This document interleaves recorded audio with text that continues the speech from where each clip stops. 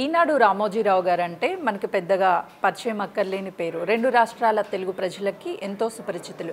ఈనాడు పేపర్లో ప్రతి అక్షరంలోనూ మనకి రామోజీరావు గారు కనిపిస్తూ ఉంటారు. ఆయన ప్రియా పచ్చెళ్ళ దగ్గర నుంచి ఆయన ప్రస్థానం ఈనాడు వరకు కూడా ఉందని చెప్పుకోవచ్చు. అసలుకి ఎవరి గురించి అయినా మనకి తెలియకపోతే మనం వెంటనే గూగుల్ తల్లిని అడుగుతాము.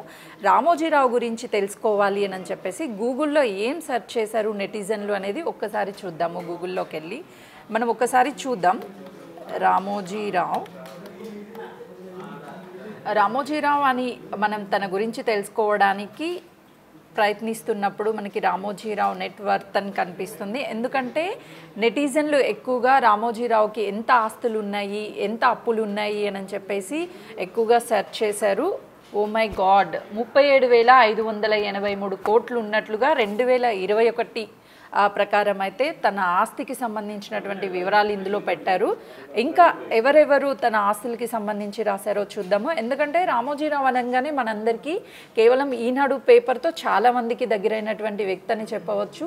అటు తెలుగు ప్రజలకే కాదు, ఇంగ్లీష్, మలయాళం, హిందీ ప్రతి ఒక్క పేపర్లోనే. ఎందుకంటే బేసిక్గా రామోజీరావు అని అంటే మన తెలుగు వాళ్ళకి తెలుస్తుంది. కానీ ఈరోజు ఆయన మరణించడంతో ఎవరు అసలుకి రామోజీరావు, ఎందుకు ఆయనని చూడటానికి మరణించిన తర్వాత అంతమంది ప్రముఖులు వెళ్ళారు అని కూడా చాలామంది సెర్చ్ చేశారు. అందులో భాగంగానే తన గురించి తెలుసుకోవాలి అనుకున్నప్పుడు ఈ విధంగా అంటే రామోజీరావు గారి ప్రస్థానం గురించి రాయడం కంటే కూడా ఈరోజు ఎక్కువగా అన్ని మ్యాగజైన్స్, అన్ని సంస్థలు కూడా రామోజీరావుకి సంబంధించినటువంటి ఆస్తి వివరాలు, అప్పుల వివరాలకి సంబంధించి ఎక్కువగా రాశారు. ఎందుకంటే సోషల్ మీడియాలో ఆబ్వియస్లీ ఎవరైనా సరే మరణించారు అంటే వాళ్ళ బయోడేటా గురించి తెలుసుకుంటారు. కానీ ఇక్కడ మాత్రము ఎక్కువగా ఆ సంస్థలు రాయడానికి కూడా కారణం ఏంటి అని అంటే గూగుల్లో ఎక్కువగా తన ఆస్తి వివరాల గురించి వెతుకుతున్నారు కాబట్టి నెటిజన్లు ఆ విధంగా రాశారని చెప్పడంలో ఏమాత్రం సందేహం లేదు.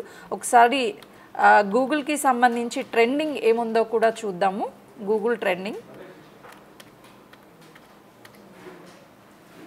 ఈరోజు ఇండియాలో ట్రెండింగ్ ఉన్నటువంటి ఏంటో చూద్దాం ఒకసారి.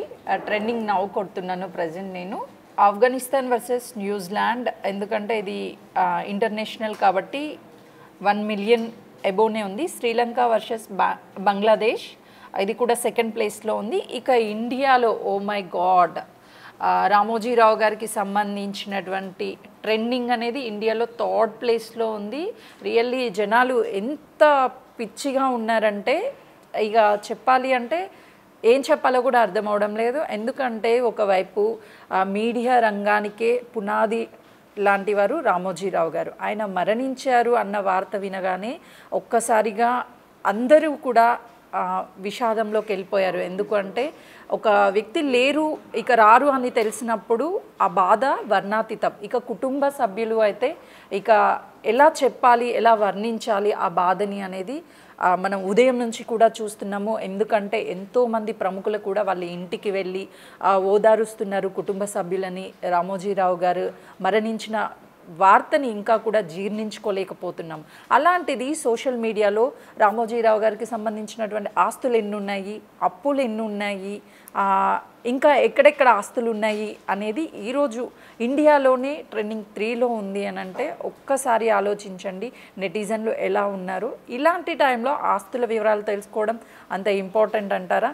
అలానే ఈ వెబ్సైట్స్ కావచ్చు, అదేవిధంగా కొన్ని సంస్థలు ఏవైతే ఉన్నాయో వాళ్ళు రాయడంలో కూడా తప్పు లేదు అనిపించడం లేదు. ఎందుకు అని అంటే గూగుల్లో సెర్చ్ చేస్తున్నటువంటి వాళ్ళ సంఖ్య ఏదైతే మనం ఎక్కువగా కావాలి, ఎక్కువగా తెలుసుకోవాలి అని క్యూరియాసిటీగా సెర్చ్ చేస్తామో ఆ విషయాన్ని వాళ్ళు గూగుల్లో అప్లోడ్ చేస్తున్నారు ఆ సంస్థలు. సో ఇలాంటి విషాదంగా ఉండాల్సినటువంటి టైంలో, బాధపడవలసినటువంటి టైంలో అప్పుల వివరాలు, ఆస్తుల వివరాలు అవసరం అంటారా? ఒక్కసారి ఆలోచించండి మీరైనా. For more videos like this, subscribe Big TV channel.